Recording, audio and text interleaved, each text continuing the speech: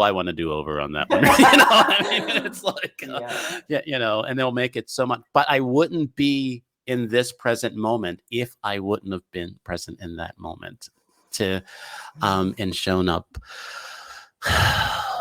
Good Lord. So I don't know what I don't know what just happened there, but it just feels like for me that there is this state of trying to not live my life, but clean up my life. Self-awareness is showing up as I am saying, hey, I wasn't aware of myself back then. So this is, now that I'm aware, just gloss over that, and just kind of repairing this. And it's just the evolution of my life.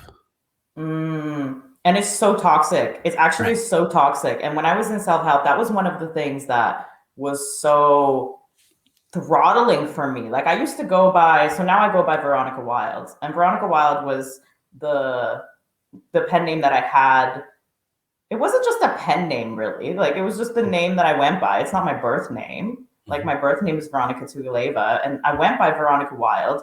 And there was all this stuff that was in it, like I was like a super goth and was doing all these drugs and had really poor mental health and like a slew of eating disorders. And I went by this like pseudonym, and it was like this like kind of badass bitch archetype, and I lived it and I felt it, I felt that within me. And so like when my mental health broke down and when I came like super close to suicide, it was like I flipped.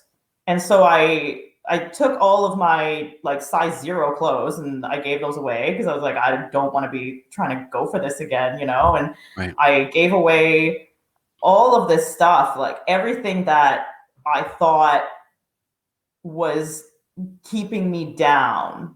And what I really meant by keeping me down was that it was tying me to this like Veronica Wild character. And so the more that I got into self-help, the more I tried to just kill off those parts of the person that I'd been, because it's like, ooh, could I really like have listened to dubstep and still be a spiritual person? I don't think so. I think I should listen to more like Portishead or whatever. And then it's like, do I really want to listen to Portishead? Maybe I should just listen to some meditation music. And like I stopped wearing makeup in those days too. And it was like, I had written that in my first book that I'd stopped wearing makeup. I stopped doing drugs and I stopped smoking. I stopped all this stuff. And then it was like creating this identity that became the new appropriate. And so I had to be this person